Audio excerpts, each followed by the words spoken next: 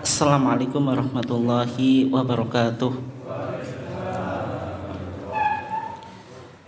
Alhamdulillahi wahdah, wassalatu wassalamu ala man la nabiyya ba'dah, amma ba'd.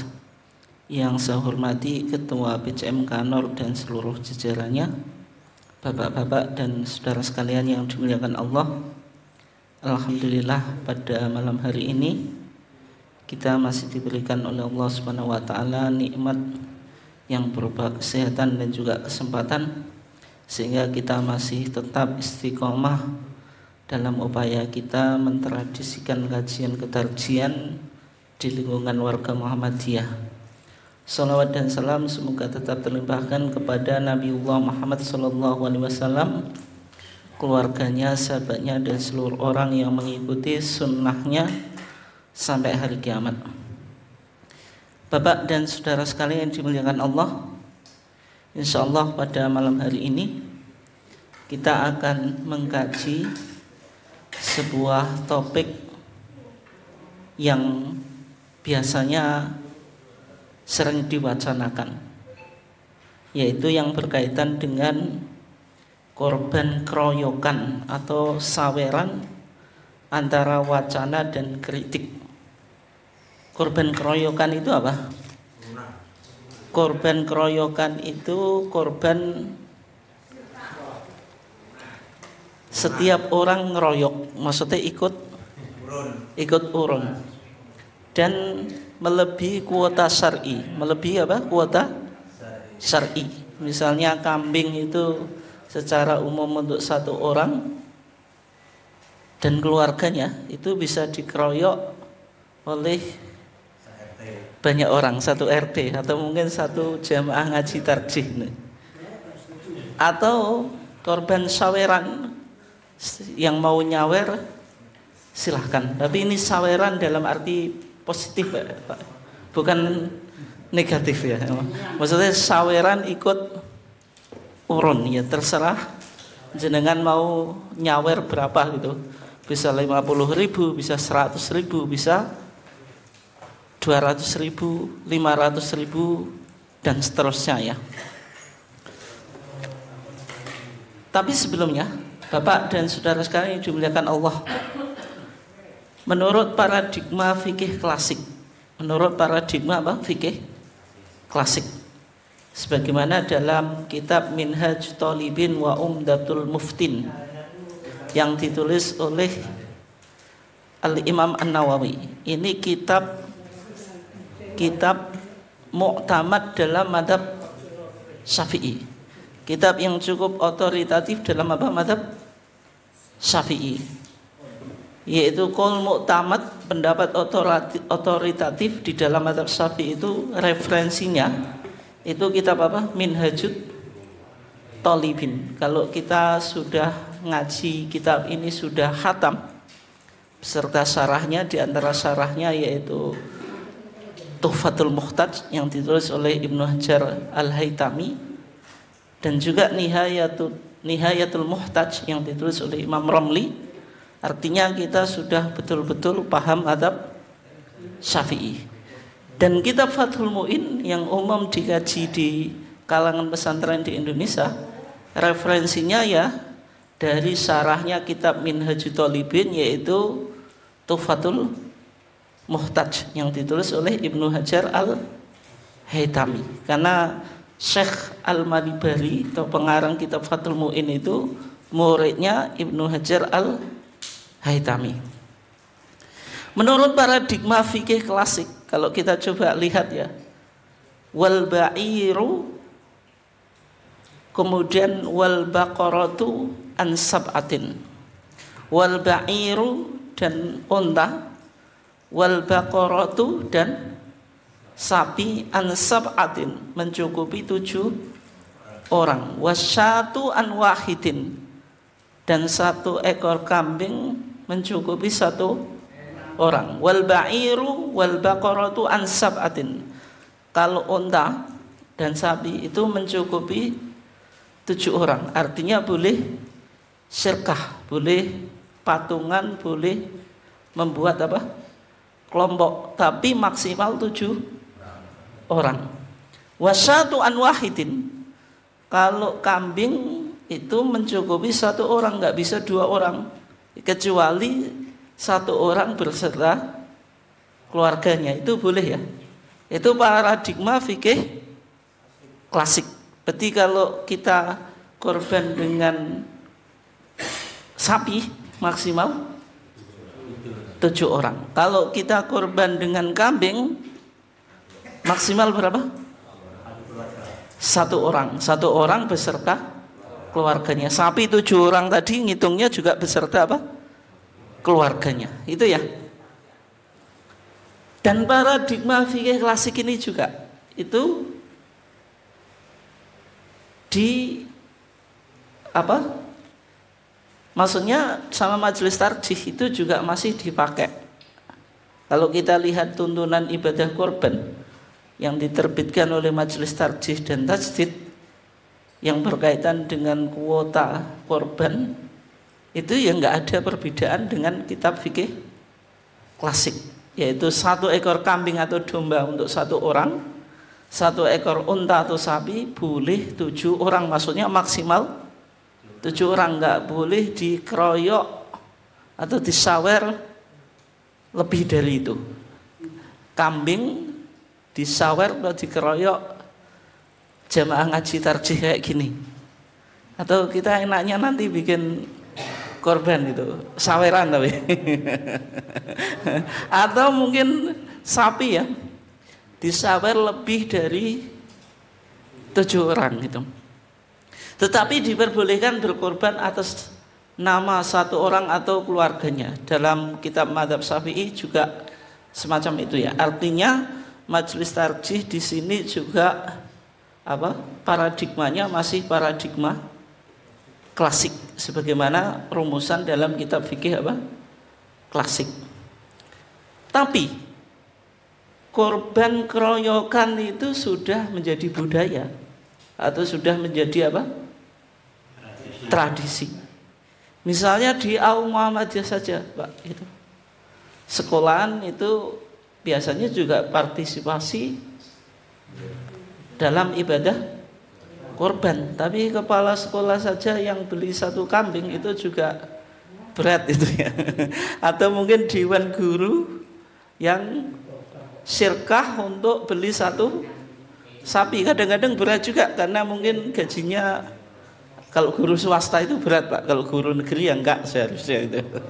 Itu karena enggak apa, kurang mensejahterakan, sehingga apa, muridnya diminta untuk apa, untuk urunan itu.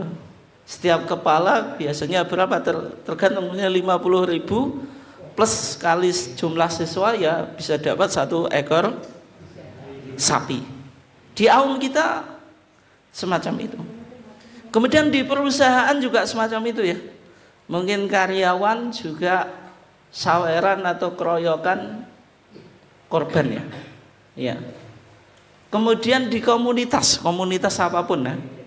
Komunitas apapun ya, ada komunitas ngaji, komunitas apalah gitu, goes atau macam-macam ya.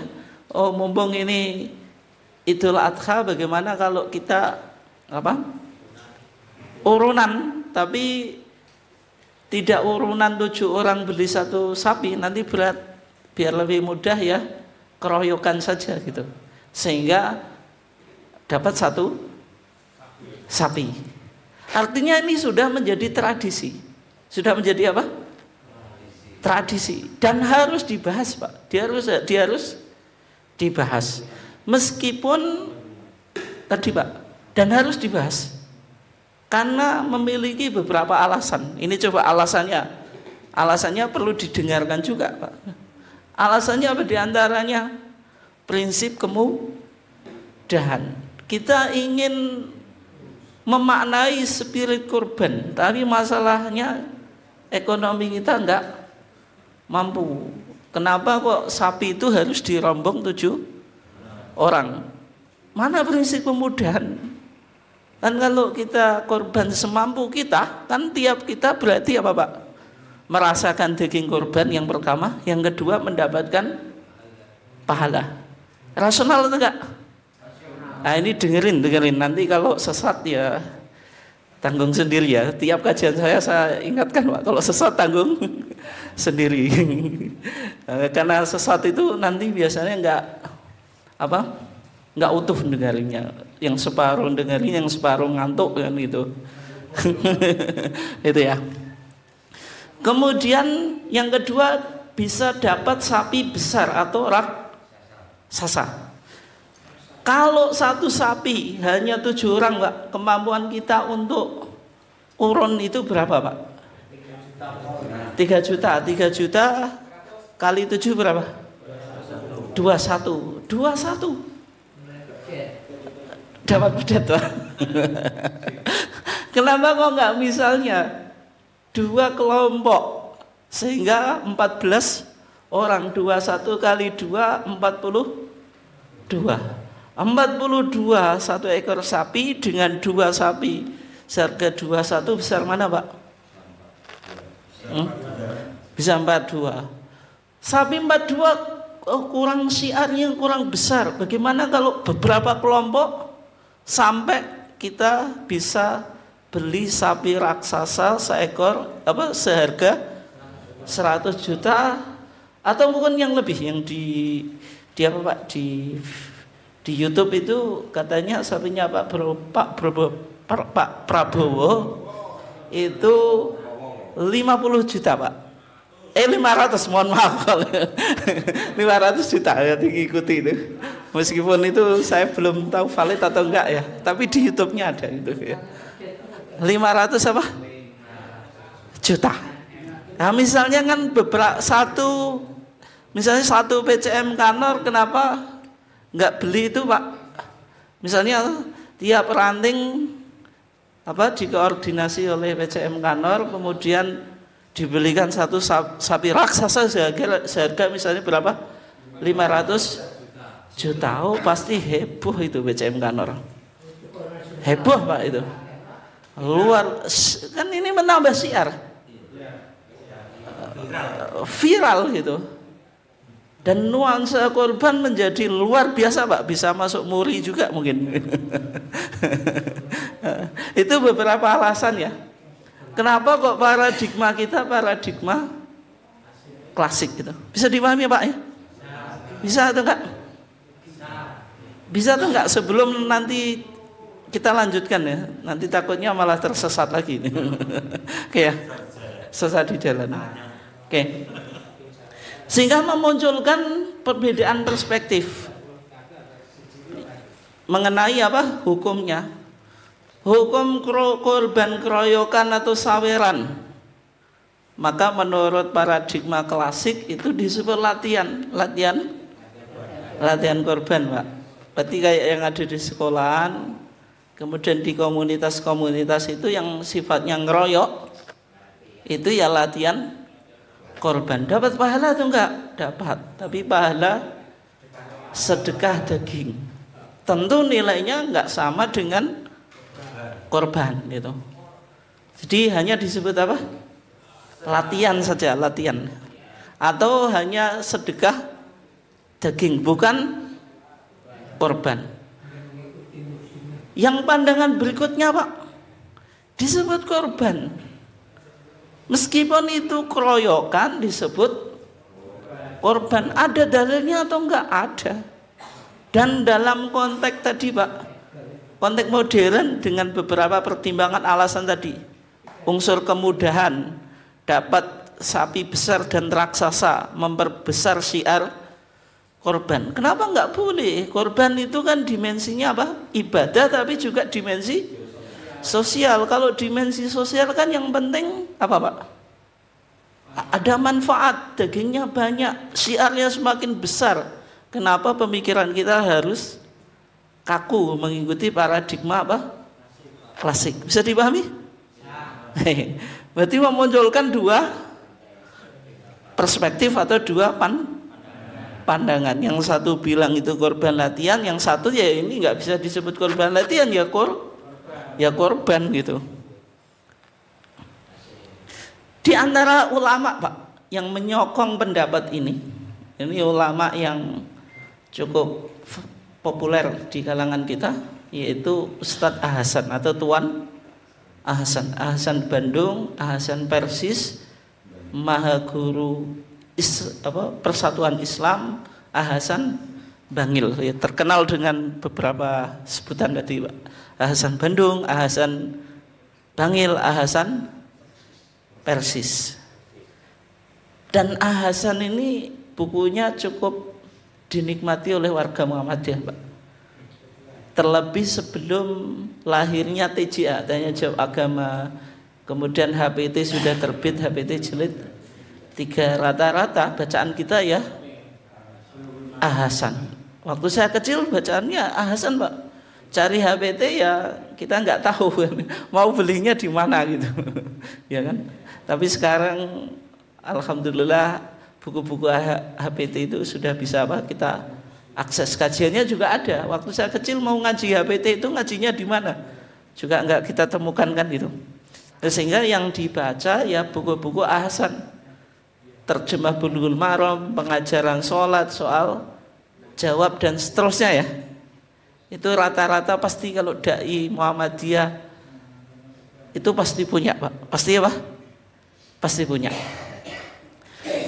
Nah, pendapat ini bisa kita temukan dalam terjemah Bulughul Maram Ahsan di bab korban-korban halaman 671.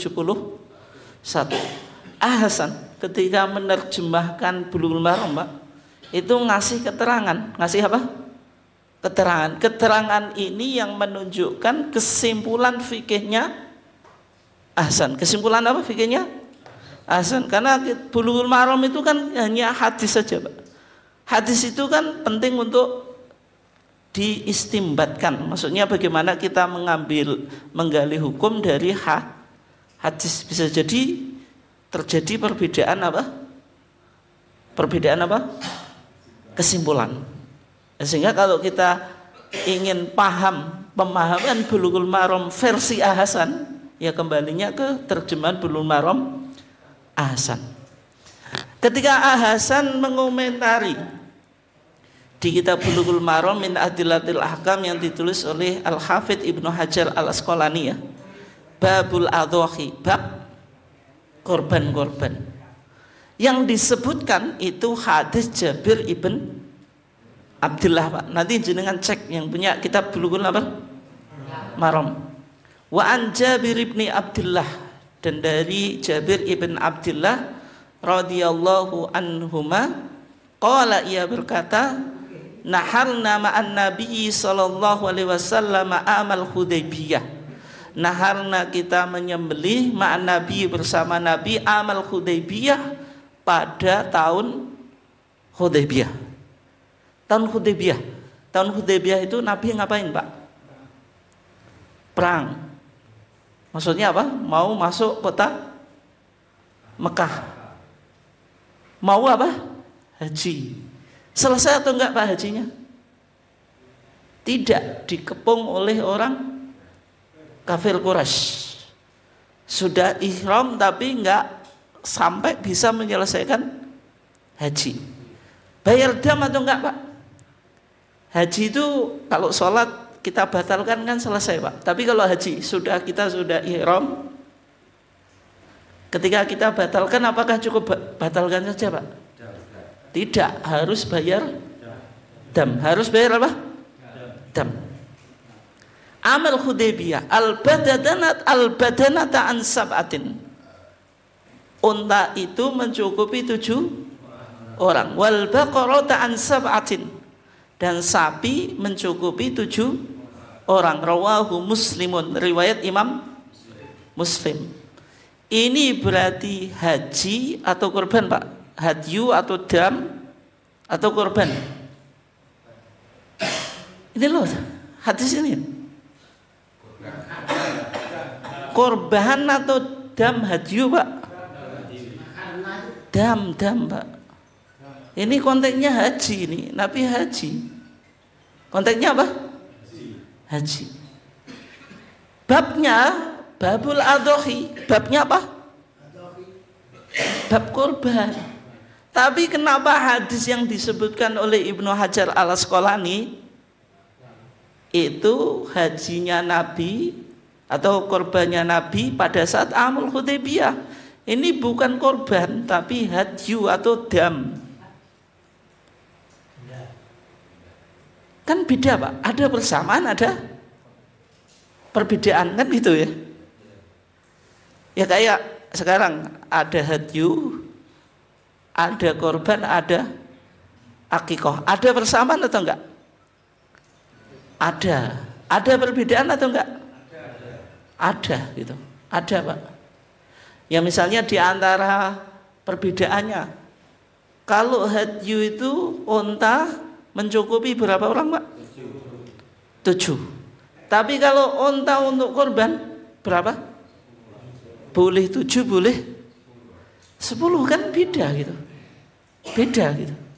Kalau korban untuk satu orang dan keluarga, kalau hadyu kan enggak. Kan itu. Itu diantara bentuk apa? Perbedaan. Bisa dipahami atau enggak? Ada persamaan, ada perbedaan. Yang menjadi pertanyaan, kenapa Ibnu Hajar al-Asqalani menyebutkan hadis hadyu? Seharusnya hadis korban. Berarti kitab fikih klasik itu mengkiaskan hukum korban ke hukum apa? Hukum hadyu. Mengkiaskan hukum korban ke hukum hadyu. Bisa dipahami atau enggak? Nah, ini dengerin Pak, ini dalam. Tapi kalau jenengan bisa memahami, berarti jenengan ahli fikih tenan. Tiap tahun korban pendalilannya aja masih bingung kan gitu, ya kan? Sehingga apa? Ahsan mengatakan Pak, adapun di urusan udhiyah, korban hari raya, lantaran tidak dibatas dan tidak ditetapkan, dan lantaran Nabi pernah berkorban kambing untuk keluarganya dan umatnya, coba, maka tidak ada larangan buat kita bersekutu membeli satu kambing buat berkorban walaupun lebih dari 7 orang. Jangan paham logikanya Hasan? Paham atau enggak? Koyokan paham. Ini pentingnya Pak. Kalau jangan baca sendiri, paling ya dibaca selesai, enggak bisa, enggak dipikirkan kesimpulannya gimana, yus pokoknya dibaca. Khutbah bagaimana? Khutbah mau cotok kok ya. Kalau orang khutbah kan mau cotok Pak. Ya kan? Oke. Di sini maksud Hasan apa? Maksud Hasan dalil tadi, dalil apa? Jabir ibn Abdillah itu bicara tentang hadyu atau dam. Tapi bicara kurban atau enggak? Tidak. Sehingga kalau hadyu memang harus dibatasi. Sapi maksimal 7 orang. Tapi kalau korban tidak boleh dibatasi. Yang kedua, Nabi tiap tahun korban berapa ekor kambing, Pak? 2 ekor kambing. Yang satu untuk Nabi dan keluarganya, yang satu untuk umatnya. Ketika Nabi berkorban untuk umatnya Nabi berapa Pak jumlahnya? Kambingnya berapa? 1. Kalau korban saweran Pak, kambingnya berapa? 1. Yang urun berapa Pak? Sekolahan. Itu logikanya apa? Hasan. Bisa dipahami Pak ya? Sehingga menurut Hasan, korban keroyokan atau korban saweran itu hukumnya boleh. Hukumnya apa?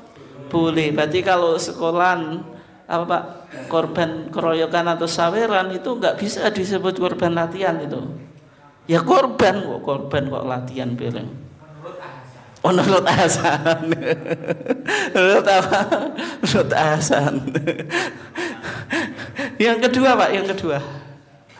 LDI itu Lembaga Dakwah Islam Indonesia yang dulu namanya Lenggari Darul Hadis, pokoknya berapa kali mengalami apa? Perubahan nama. Kalau jenengan punya tetangga atau kenalan LDI, Pak, tanyakan korban mereka bagaimana. Pasti sapinya besar, Pak. Harganya itu 50, 100 gitu. Nanti coba jenengan tanyakan ya, yang punya kenalan atau apa, teman atau kerabatnya. Kenapa? Nah ya, makanya coba nanti PCM Kanor tanyakan, Pak, ada atau enggak di salah satu jamaah korbannya sapinya seharga 50 juta. Nggak ada, Pak, nggak ada. Nggak ada. Ya mentok tadi, Pak, di bawah 30 juta gitu. Selawe mikir-mikir, Pak, katanya. Tapi kalau orang LDI itu 50 juta bahkan bisa lebih, Pak. Dan wah, Pak, siarnya loh kok luar biasa ya LDI.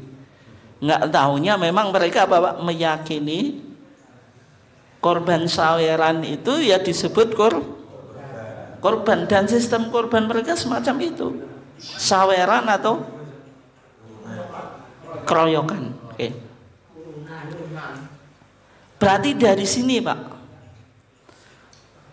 Muhammadiyah cara pemahaman agamanya itu tidak kaku, Pak. Karena Muhammadiyah itu apa, Pak? Dalam wawasan ketarjian ada tajdid oriented, yaitu wawasan apa, Pak? Pembaruan. Muhammadiyah menerima hisab, padahal hisab tidak pernah dipraktekkan di masa salaf, di masa Nabi, masa sahabat dan tabi'in. Ini corak pemikiran keagamaan apa? Muhammadiyah. Artinya ada wawasan keterbukaan, sehingga wacana korban keroyokan itu memang sering ditanyakan juga gitu. Sering apa? Ditanyakan juga, sehingga itu masuk pembahasan di majelis apa? Tarjih. Dan biasanya, Pak, untuk melahirkan sebuah putusan itu melalui sebuah proses yang cukup apa? Cukup panjang. Yang pertama harus ada seminar dulu, Pak. Diseminarkan pemikiran ini, alasannya argumentatif atau tidak gitu. Dan korban keroyokan atau saweran itu, Pak, itu pernah diseminarkan oleh pimpinan Pusat Muhammadiyah, Majelis Tarjih atau Majelis Tarjih dan Tajdid pimpinan Pusat apa? Muhammadiyah. Ini ya, ini seminar nasional fikih korban kontemporer, yaitu fikih korban kontemporer. Pemakalahnya salah seorang ulama Majelis Tarjih PWM Jawa Timur, yaitu Dr. Zainuddin MZ. Ini tahun 2022. Mungkin jenengan sudah familiar ya dengan Pak Dr. Zainuddin MZ, bukan Zainuddin 1000 umat, Pak. Apa dai 1000?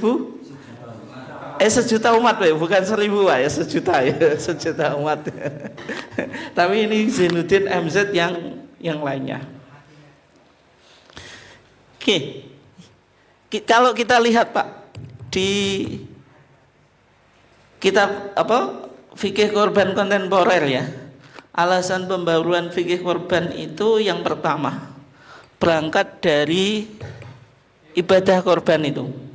Ibadah korban di samping memiliki dimensi ibadah, tapi juga ada dimensi apa? Sosial. Kalau ibadah ada dimensi sosial, Pak, itu dia tidak termasuk thawabit, tapi mutaghayyirat, bisa berkembang sesuai dengan konteks apa? Zaman. Selama tujuannya itu tidak menyimpang dari syariat, ibadah korbannya yang masih ada, tapi nilai ibadah korban itu lebih manfaat gitu. Sesuai dengan tujuan apa? Syariat, bahwasanya korban itu apa, Pak? Menyantuni fakir dan miskin. Oleh sebab itu tentang fikih korban ini Pak, itu boleh apa? Boleh dikaji kembali. Oke. Sekarang Pak, alasannya bagaimana? Gitu. Ini penting Pak. Kalau kita katakan tadi Pak, sapi maksimal 7 orang, kambing maksimal 1 orang, itu paradigma klasik Pak, sebagaimana rumusan kitab-kitab fikih apa?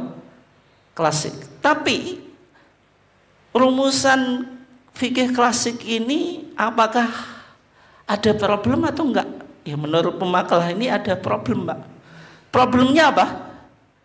Tidak membedakan antara hadyu dengan korban. Wong Ibnu Hajar al-Asqalani saja di Bulughul Maram ketika bicara korban yang dikutip hadis hadyu, kan tidak dibedakan Pak.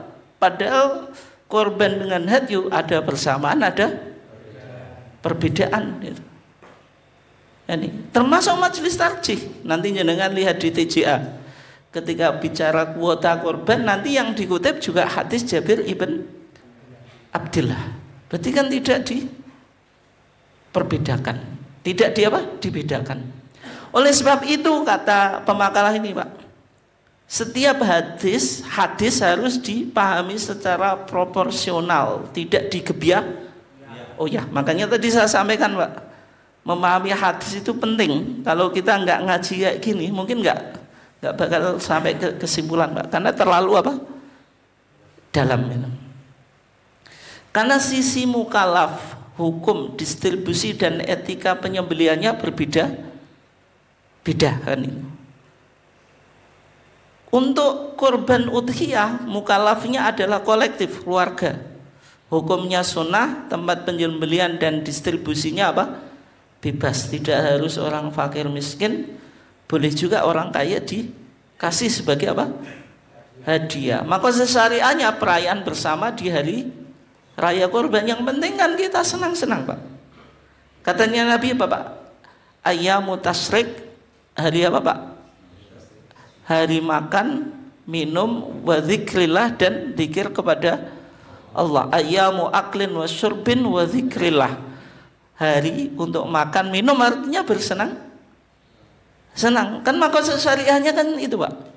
Semakin banyak orang yang bisa makan daging, berarti semakin manfaat ya.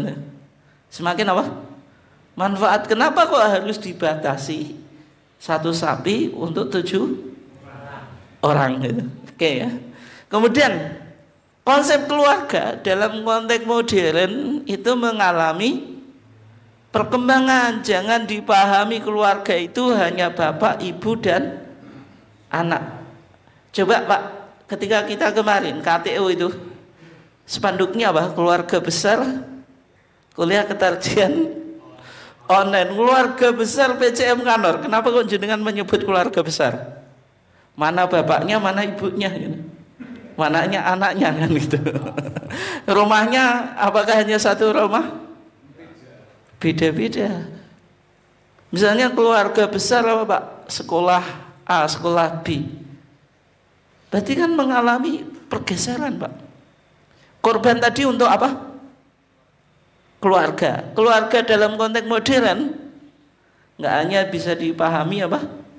Ada bapak, ada ibu, ada anak tinggal di satu rumah. Bisa dipahami itu Kak? Bisa.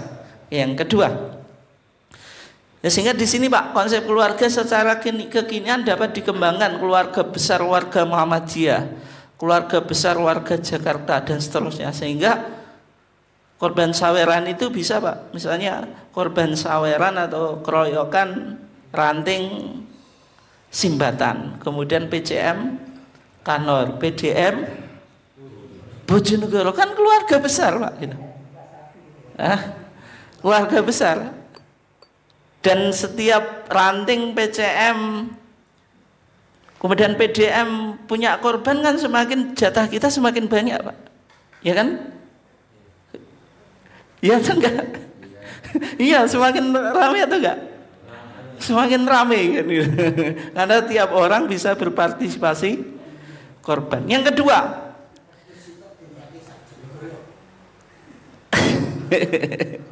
Ya, yang berikutnya Pak, untuk beli sapi raksasa kayak sapinya Pak Prabowo seharga 500 juta itu susah, nggak mungkin bisa kita lakukan kecuali tadi keroyokan gitu. Dan ini pasti apa? Memperbesar syiar gitu. Itu ya sebagaimana yang sudah kita apa Pak bahas tadi. Oke, sekarang subhat larangan korban keroyokan. Kenapa kok korban keroyokan itu seakan-akan tadi Pak disebut latihan gitu. Itu korban, niatnya korban kok jenengan maksa sebut apa? Latihan. Nah, makanya ini subhat larangannya Pak, korban keroyokan. Yaitu dikaji hadis-hadis yang bicara tentang apa? Korban dan hadyu Pak, dibedakan mana korban mana hadyu. Sekarang Pak, hadis Jabir Pak, saqa Rasulullah SAW amal Hudaybiyah sab'ina badanatan. Rasulullah itu menuntun 70 unta saat tahun Hudaybiyah. Saya baca cepat saja Pak, enggak semuanya ya, inti-intinya saja karena waktu kita enggak cukup. Ini intinya korban atau bukan Pak? Amal Hudaybiyah yaitu dam karena Rasulullah terkepung enggak bisa menyelesaikan apa? Haji.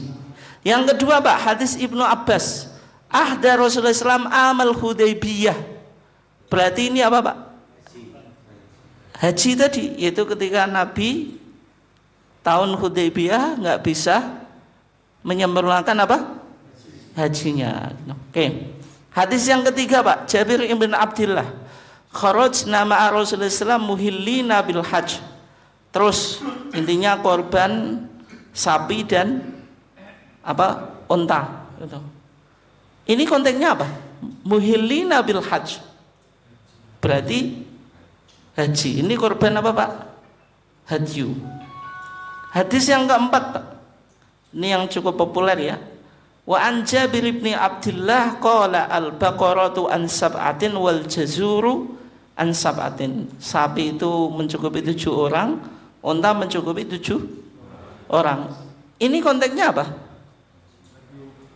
Hah? Konteksnya juga hadyu Pak. Hadyu Pak, hadyu. Kenapa bukan korban Pak?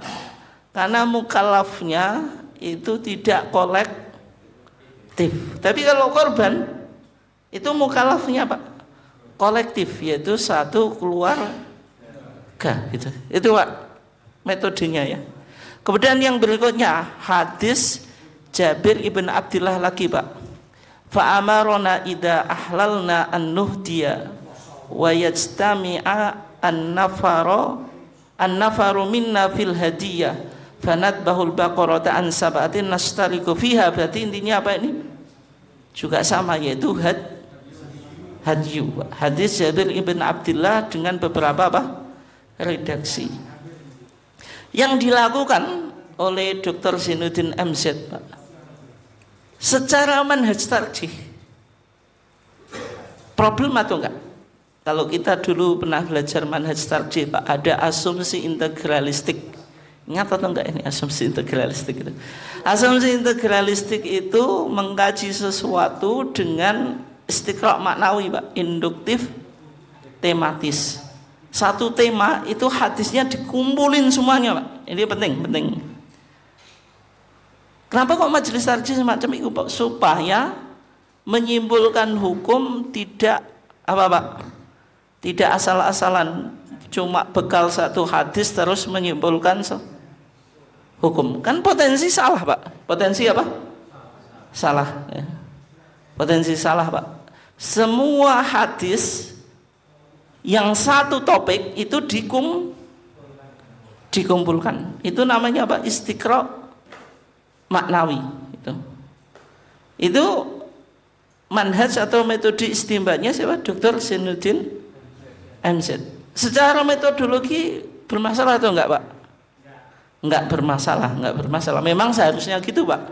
Kalau kita berbekal satu hadis terus kita apa?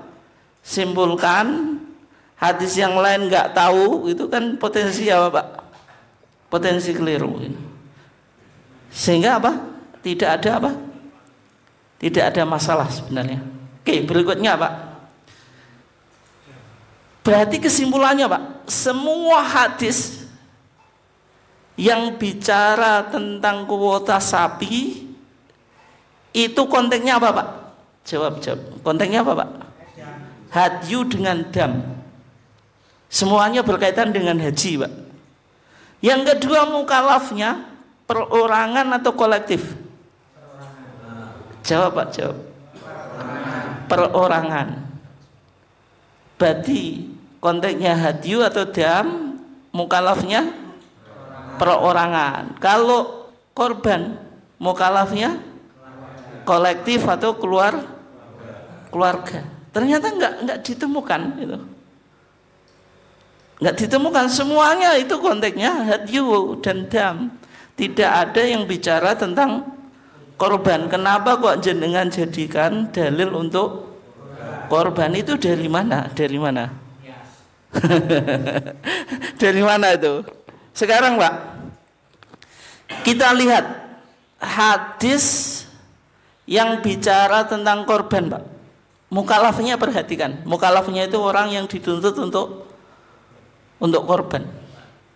Itu mukalafnya dia kolektif Pak, atau satu rumah tangga, atau satu rumah, atau keluarga. Hadis Mihnaf ibn Sulaim, kunna wukufan ma Nabi sallallahu alaihi wasallam bi Arafat, fasami'tu yaqul ya ayyuhan nasu ala kulli ahli baitin fi kulli amin udhiyatun wa atiratun. Wahai manusia, ala kulli ahli baitin, setiap keluarga, fi kulli amin, setiap tahun, udhiyah yaitu korban. Mukalafnya individu atau per orang Pak? Keluarga. Individu atau kelompok Pak, atau kolektif kok per orang. Udhiyatun berarti jelas ada udhiyah, ya jelas apa? Korban. Oke ya. Berikutnya Pak, hadis atau Ibn Yasar atau Abu Ayyub Al-Ansari. Ini jaluk ganti Pak. Katok ngomong. Abu Ayyub Al-Ansari Pak. Kaifa kanat ad-duha yafikum ala ahdi Rasulullah sallallahu faqal kana rajulu fi ahdi nabiyyi yudhi bisyati anhu wa an ahli baitih. Ketika Abu Ayyub Al-Ansari ditanya oleh Atha ibn Yasar, bagaimana korban kamu di masa Nabi? Atha ibn Yasar menjawab, kana rajulu, seseorang itu fi ahdi Nabi, di zaman Nabi, yudhi korban bisyati dengan satu kambing, anhu untuk dirinya, wa an ahli baitih. Ini hadis korban atau hadyu? Korban. Mukalafnya keluarga atau kolektif ya. Sekarang hadis Jabir ibn Abdullah, kurang lebih hadis Jabir ibn Abdullah ini ceritanya agak beda Pak. Nabi itu enggak saya baca ya, langsung pada intinya saja. Nabi itu tiap Idul Adha menyembelih berapa ekor kambing? 2. Yang satu disembelih untuk dirinya dan keluarganya, yang satu untuk umatnya. Ketika beliau menyembelih untuk umatnya, bagaimana Nabi membaca doanya Pak? Bismillah wallahu akbar, Allahumma inna hadza anni wa amman lam yudhi min ummati. Berarti satu ekor kambing mencukupi umatnya Nabi Pak, yang nggak bisa dihitung jumlahnya berapa ini sekarang. Hadis Jabir ibn Abdullah juga sama Pak. Nabi mengatakan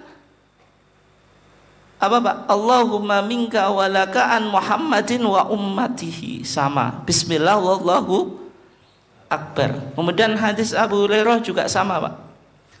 Nabi bilang ketika menyembelih kambingnya Pak, wa an ali Muhammadin, dan juga untuk Allahumma hadza an ummati jami'an Pak. Ya Allah, ini korbanku untuk umatku yang jami'an, yang belum lahir saja sudah dihitung Pak. Ya kan? Jenengan katut Pak, meskipun jenengan sudah 1445, jenengan katut Pak itu. Allahumma hadza an ummati jami'an. Semuanya Pak, berarti yang belum lahir aja katut. Bagaimana kalau sahabatnya Nabi yang meninggal di waktu Nabi, di waktu apa Nabi kurban ini, ketika Nabi kurban ini dia sudah meninggal, katut atau enggak Pak? Katut. Berarti yang di kuburan katut, yang belum lahir katut Pak. Karena umatnya apa? Umatnya Nabi. Ya, itu ya. Kesimpulan dari apa Pak? Pendalilan tentang kebolehan korban keroyokan atau tadi Pak sawerannya. Kita bisa simpulkan Pak. Yang pertama, dalil hadyu dan korban harus dibedakan. Tidak boleh korban dikiaskan dengan hadyu. Berarti korban ya korban, hadyu ya hadyu. Enggak boleh digeneralisir atau digebiah. Oh ya, itu ya. Hadisnya ini Amul Hudaybiyah kok jenengan gunakan untuk korban, sing ngongkon sapa kuwi kan ngono. Yang kedua, Nabi Shallallahu Alaihi Wasallam berkorban atas nama umatnya. Yang sudah meninggal saja ya dikorbani, yang belum lahir pun kayak jenengan juga dikorbani. Padahal korbannya Nabi hanya 1 ekor kambing. Umatnya nggak bisa dihitung Pak. Kalau kita saweran kan mungkin jamaah ngaji tarjih ini nggak ada 100, palingnya 50-an, mungkin nggak ada juga 40-an ya. Itu. Kenapa nggak boleh kan itu? Padahal mungkin 40 kita bisa beli apa Pak? Sapi nggak hanya kambing. Gitu. Yang berikutnya, keluarga dalam konsep modern mengalami perluasan makna sebagaimana yang kita sampaikan tadi. Ya, keluarga besar PRM Simbatan, kemudian PCM Kanor, PDM Bojonegoro, itu keluarga Pak, itu keluarga. Itu. Oke. Ya memang Pak, fikih klasik itu melakukan kias. Kata pemakalah tadi itu kebiahuyah, karena tidak mendudukkan hadis secara proporsional. Hadis untuk hadyu, untuk dam, kenapa di bawah korban? Ya salah satu buktinya Pak, Ibnu Hajar Al-Asqalani, Al-Hafidz Ibnu Hajar Al-Asqalani dalam kitab Bulughul Maram. Ini penting Pak, penting. Kalau jenengan ngaji sendiri nggak bisa sampai pada kesimpulan ini Pak. Maksudnya kok ngaji, baca sendiri. Karena Ibnu Hajar setiap meletakkan hadis itu punya makna Pak, tapi yang bisa memahami yang menekuni. Mungkin jenengan baca Bulughul Maram Babul Adzohi, di sini disebutkan hadis Jabir ibn Abdillah Amal Hudaybiyah Yusuf enggak terlintas. Bagaimana kok melakukan istimbatnya kan? Padahal ini menurut apa Pak? Pemakalah tadi ini bermasalah atau enggak? Bermasalah. Ini hadis Amul Hudaybiyah, Nabi terkepung dalam pelaksanaan haji harus bayar dam, kok digunakan untuk korban. Dan Ibnu Hajar tidak menyebutkan hadis yang lain Pak tentang sirkah sapi itu Pak. Ya hadisnya ini saja, nggak disebutkan hadis yang lain. Ini kan gimana ini kan itu? Ya karena dalam pemikiran Ibnu Hajar Al-Asqalani, antara hadyu dengan korban itu ada sisi kesamaan. Kesamaannya dalam konteks tadi Pak, boleh sirkah, sehingga cukup dikiaskan.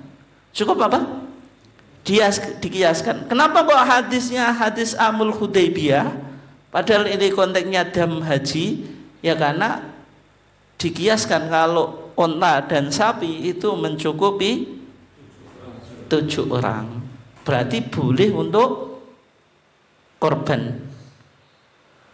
Oke, sekarang Pak, kita coba kaji ya. Kita coba apa? Kaji.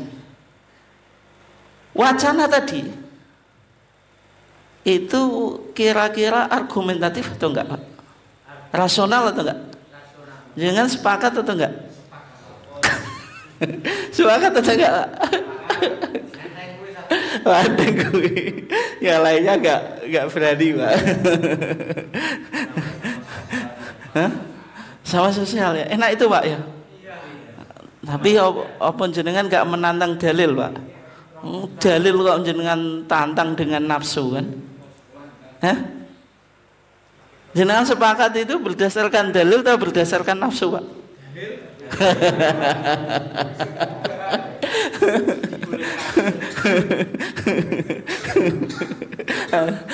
Kita coba lihat ya. Sekarang korban yang berkaitan dengan syirkah tadi, Pak. Sapi untuk 7 orang, saya nggak bahas unta karena unta nggak ada ya.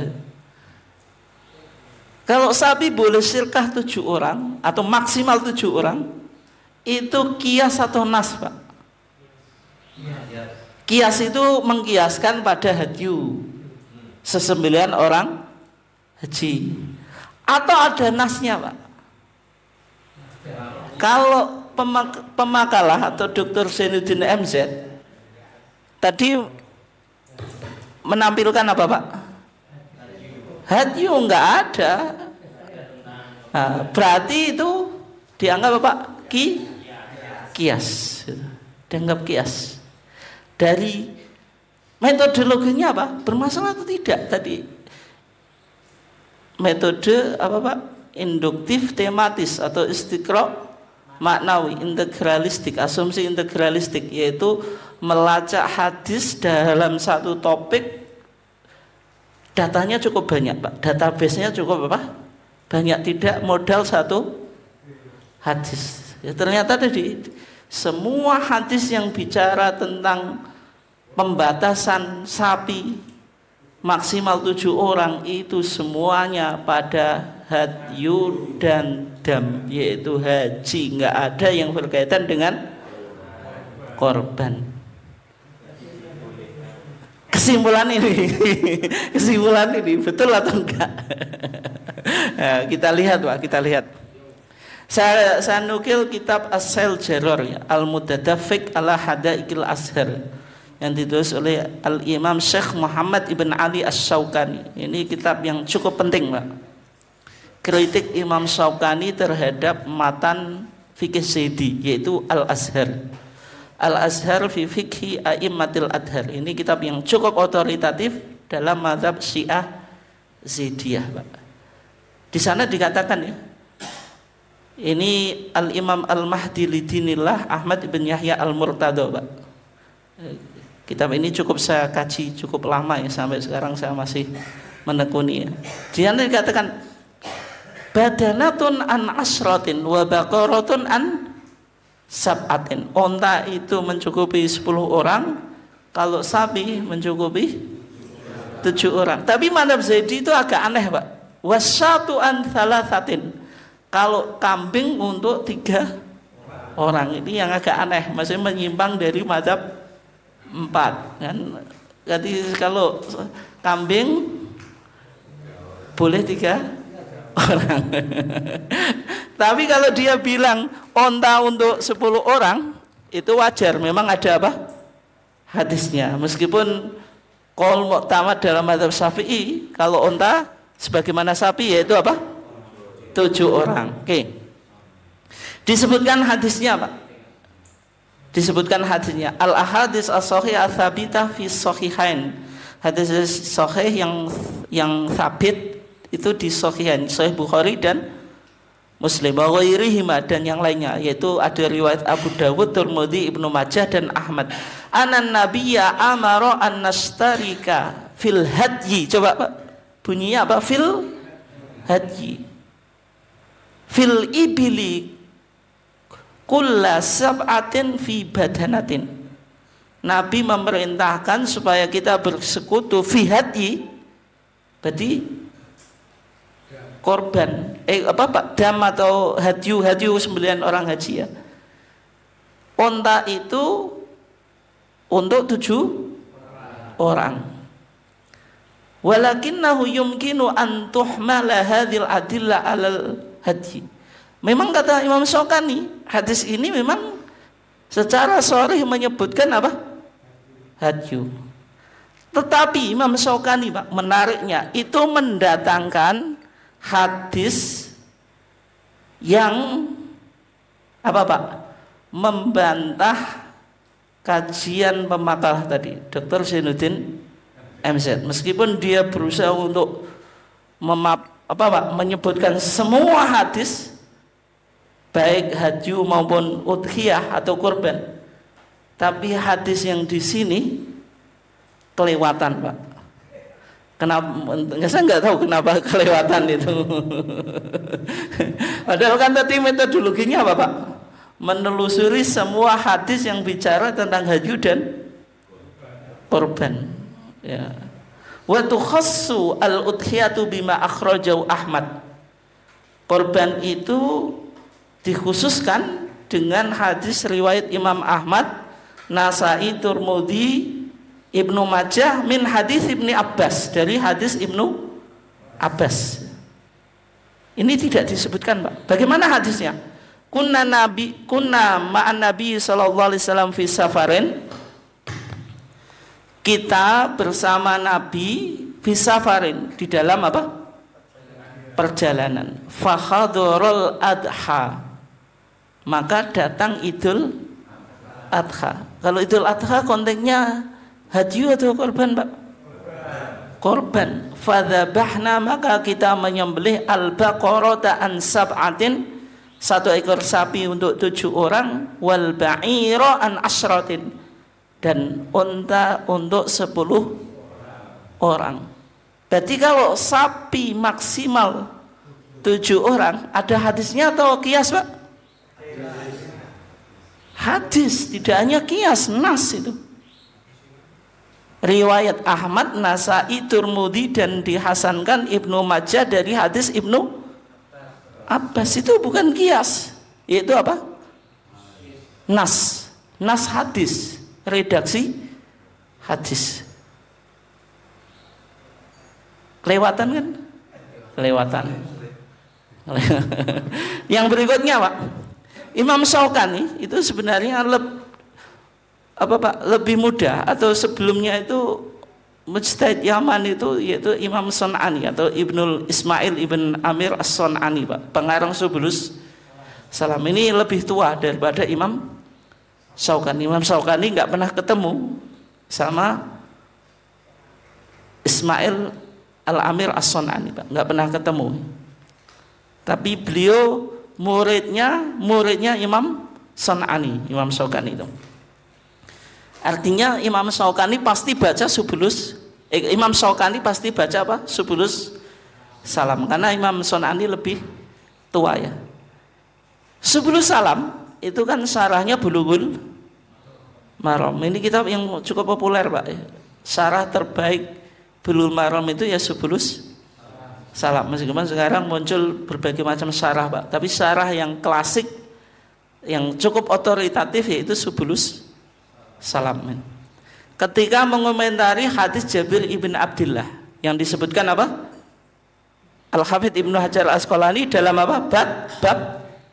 Bab korban ya. Coba kita baca, Pak.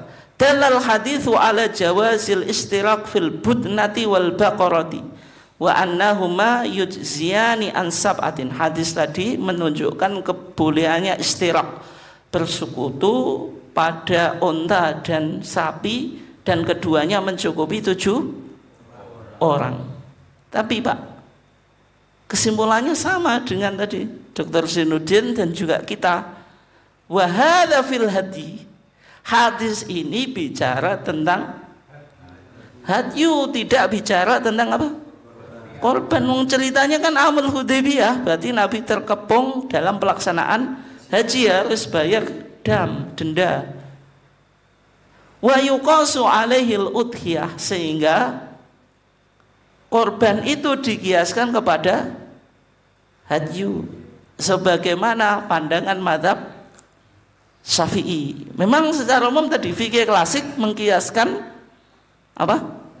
Korban dengan hadyu. Kalau sapi boleh 7 orang atau maksimal 7 orang, nggak boleh lebih, Pak.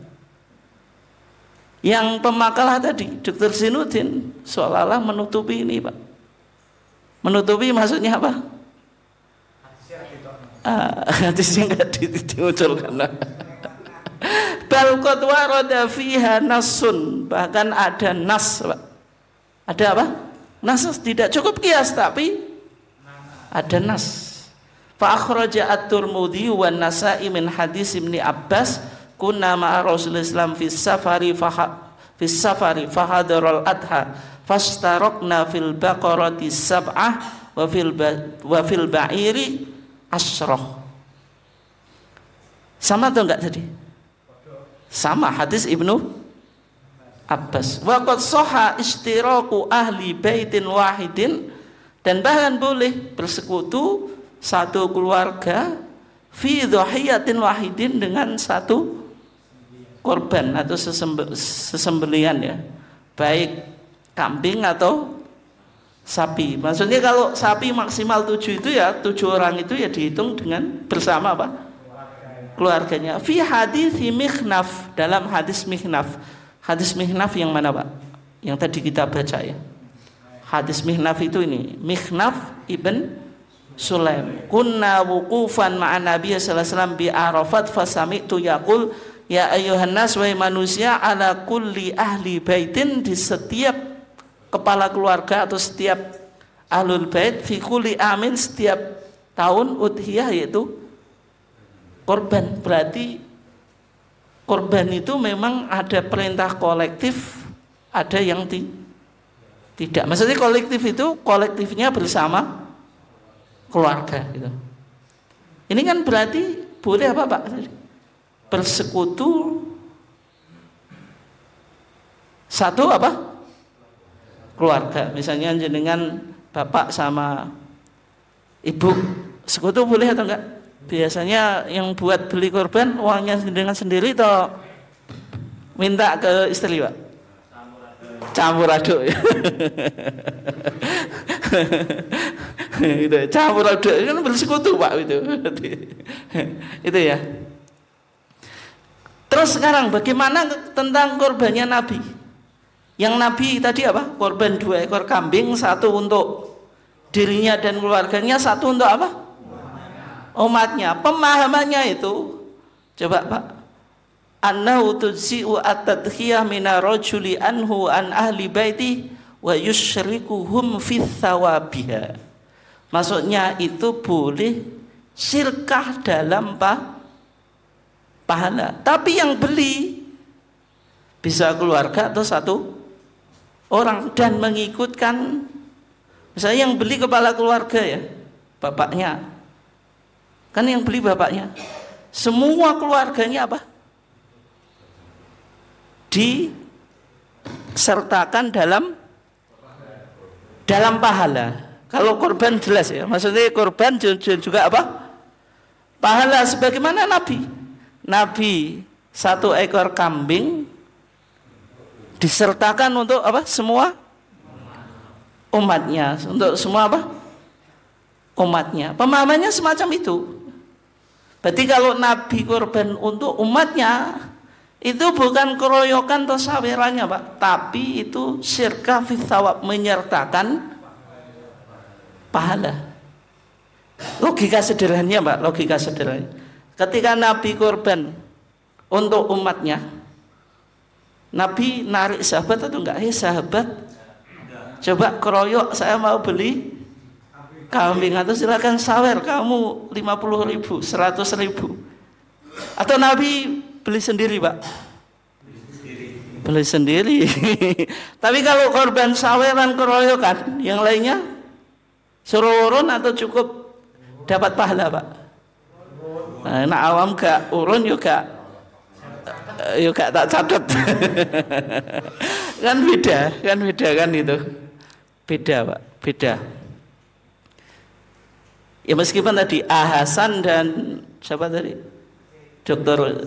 Zainuddin MZ menyimpulkannya semacam itu, ya. Tapi kalau dalam pandangan As-Sun'ani itu maksudnya syirka fi thawab, menggabungkan pahala itu.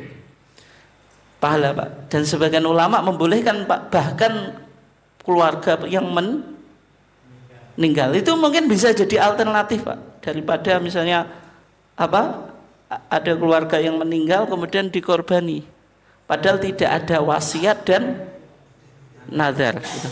Kalau ada wasiat dan nazar boleh Pak, tapi kalau tidak ya kembali ke kaidah asal, wa alaisa lil insani illa masa'a. Tapi kalau ada nazar, ada wasiat, boleh Pak, boleh gitu, boleh.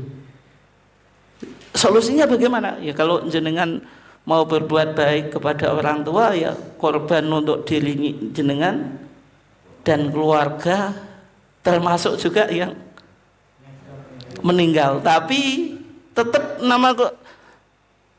nama korbannya ya cukup, misalnya kalau jenengan Pak Ahmad, ya keluarga Pak Ahmad itu, tidak dikhususkan tadi yang sudah meninggal dikorbankan itu. Mungkin itu ya kesimpulan kita.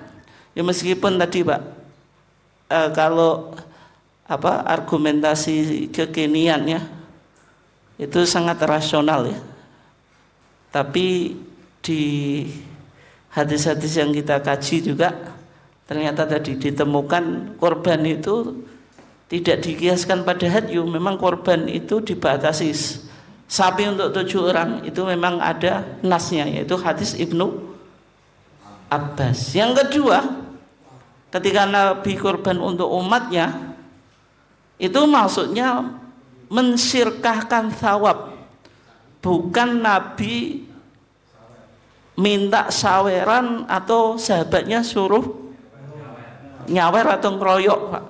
Nah, sehingga sampai sekarang ini sudah diseminarkan tahun 2022 Pak, itu majelis tarjih belum mengalami perubahan pada pandangan Pak, masih menggunakan paradigma klasik ya. Karena mungkin pertimbangannya dari pendalilannya tadi ya, meskipun pemakalah tadi sudah berusaha untuk menggunakan pendekatan Pak, asumsi integralistik atau istiqra' maknawi atau induktif tematis, ya ternyata hadis Ibnu Abbas pun juga kelewatan kan itu, sehingga belum ada perubahan sampai sekarang. Tapi paling tidak ya wacana itu kan penting Pak, karena kita harus merespon tantangan zaman ya, tadi sudah banyak orang korban saweran juga kan, masa itu enggak dihukumi korban makanya kajian ini kan pentingnya di situ Pak. Tapi karena korban itu juga tidak hanya dimensi sosial Pak, ada ta'abudinya. Kalau ta'abudi ini kan harus tetap berpegang pada dalil ya, dalilnya tadi Ibnu Abbas. Mungkin itu ya, silahkan kalau ada yang ditanyakan monggo. Atau enggak, tapi bisa dipahami itu ya, mudah-mudahan enggak tersesat ya. Kalau yang tersesat saya suruh nanggung sendiri gitu. Atirah itu Pak, itu sembelian di bulan Rajab. Sembelian apa? Di bulan Rajab itu tradisi jahiliyah, tapi di Islam itu sudah dinasakh Pak. Dinasakh itu dihapus gitu, sehingga atirah itu sekarang sudah tidak menjadi syariat Islam. Meskipun Nabi pernah mengatakan Pak, ya ayuhan nas ala kulli ahli baitin fi kulli amin udhiyatun wa atirah. Atirah itu sembelian ternak korban tapi di bulan Rajab. Ini termasuk masuk mitos bulan Rajab gitu ya. Karena Rajab itu salah satu bulan apa? Bulan apa? Bulan haram, bulan haram. Dan itu Zulqa'dah, Zulhijjah, Muharram, terus Rajab. Rajab ya, itu ya. Itu ada 9 khusus yaitu atirah. Dulu di masa jahiliyah Pak, ada korban yang namanya atiroh tapi dilakukan di bulan Rajab, tapi digeser ketika Islam datang yang menjadi syariat yaitu di bulan Dzulhijjah itu. Dzulhijjah itu. Yaitu pada Yaumun Nahri 10 dan Ayamut Tasyrik gitu. Yang membuat istilah keroyokan padahal keroyokan itu selama ini yang elek sawen juga demikian. Apa keroyokan dan sawen itu memang bahasa kebaikan. Ini kan hanya istilah saja, Pak. Ini bukan istilah. Ya, ini sekedar kalau kita bikin makalah atau apa kan harus memunculkan sebuah istilah. Istilah ini belum disepakati oleh semua ahli atau ulama, Pak. Kecuali kalau sudah menjadi istilah fikih itu pasti sudah ditetapkan atau disepakati. Ini kan baru sekedar wacana. Ya, meskipun tadi keroyokan itu maksudnya setiap orang ikut andil, ikut ngeroyok, Pak, gitu. Meskipun mungkin kok koyok apa?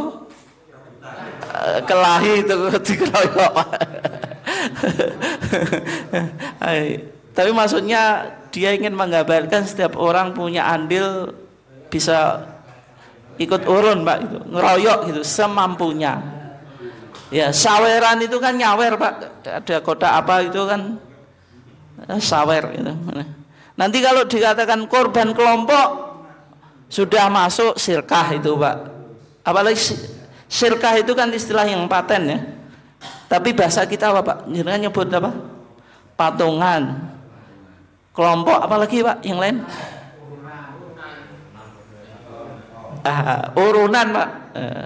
Meskipun urunan itu kadang urunan sesuai kuota syari itu angger urun kan itu. Itu ya. Jadi itu hanya istilah saja, Pak. Karena ini kan belum menjadi belum menjadi kesepakatan sehingga mungkin keroyokan dan saweran itu ya konotasi kita negatif gitu. Tapi maksudnya tidak negatif, Pak. Maksudnya tiap orang bisa urun gitu sesuai dengan kemampuan, dan hewan ternaknya nggak harus berdasarkan kuota syar'i atau paradigma fikih klasik. Kalau sapi dibatasi 7 orang, kambing pun tidak hanya 1 orang, boleh banyak orang gitu. Oke ya, maksudnya gitu. Nggih.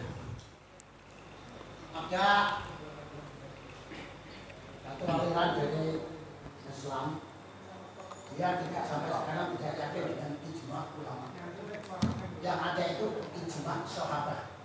Itu dengan dia dari contoh misalnya majelis ulama itu mengharamkan rokok, tapi dari ulama itu tidak ada yang mengatakan haram, berarti ijma ulama itu tidak ada.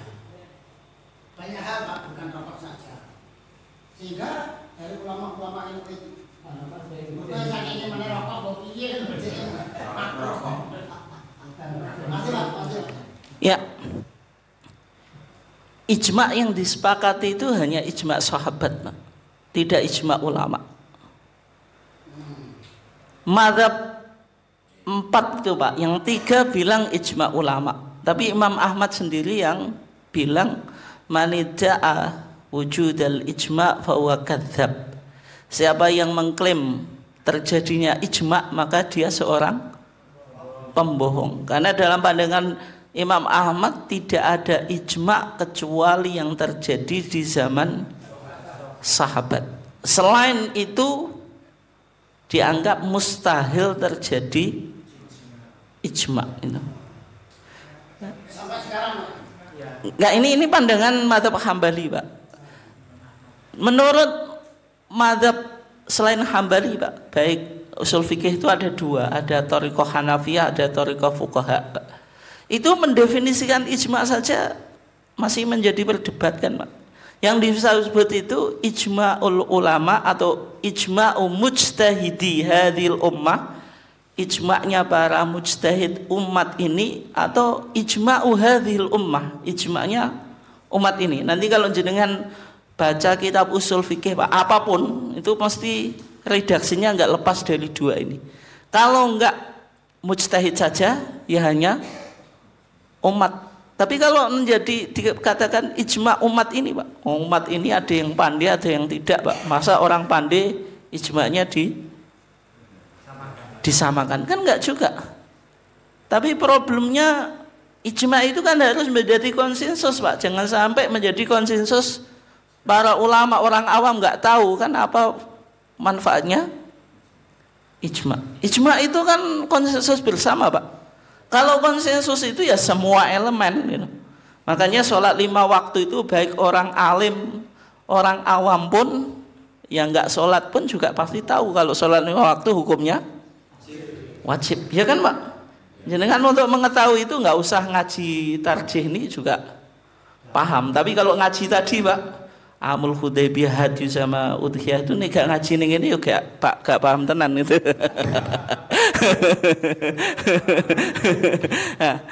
Nah, sehingga di manhaj tarjih Pak, Muhammadiyah itu hanya menerima ijma' sahabat Pak. Bagaimana kalau ijma' ulama itu? Ya, ijma' ulama itu bisa jadi punya sanad di ijma' sahabat, tapi belum tentu kalau disebut ijma' punya sanad sahabat. Itu hanya dakwal ijma' Pak, klaim ijma'. Kayak kemarin kita ngaji keharaman musik gitu, yang mengharamkan musik kan bilang itu ijma'. Itu klaim itu pengakuan ngaku kalau ini ijma'. Ternyata ditelusuri tidak. Makanya Imam Syaukani sampai mengarang kitab apa Pak? Ibtalu da'wa al-ijma' ala tahrimi mutlaqis sama, membatalkan klaim ijma' tentang keharaman mendengarkan musik. Berarti musik itu keharamannya tidak menjadi ijma'. Kalau ijma' ya sudah tidak terjadi perdebatan itu. Itu ya. Jadi ijma' ulama pun harus dikaji dulu. Ijma', buku ijma' itu banyak Pak. Ada ijma' Ibnul Mungdir dan yang lainnya ya. Tidak semua yang dibilang ijma' itu betul ijma'. Ijma' itu harus diverifikasi, divalidasi ya. Kecuali kalau punya sandaran kesahabat. Sehingga kalau hanya ijma' ulama Indonesia Pak, misalnya rokok ya kita nggak bisa maksa karena memang ya itu kalau disebut ijma' juga berat Pak. Ya, sehingga semacam itu tidak mungkin bisa disepakati. Kecuali kalau khomer itu pasti sepakat itu. Ya. Karena kan masih sifatnya dhoniyah Pak. Dhoniyah apa? Masih debatable. Sehingga yang semacam itu tidak bisa kita katakan ijma'. Nanti ijma' ulama Nusantara Muhammadiyah keluar juga Pak. Ciri ijma' ulama Nusantara nanti melahirkan amalan tahlilan, kemudian apa Pak, yasinan dan seterusnya. Nanti Muhammadiyah ya keluar kalau gitu kan, jadi repot. Ya. Jadi itu ya, untuk mengatakan suatu ijma' itu memang berat Pak. Karena ya ijma' itu kan kesepakatan ya. Itu ya. Mungkin itu saja. Sudah ya nih, karena mic-nya juga ini saya bingung mau ngomong.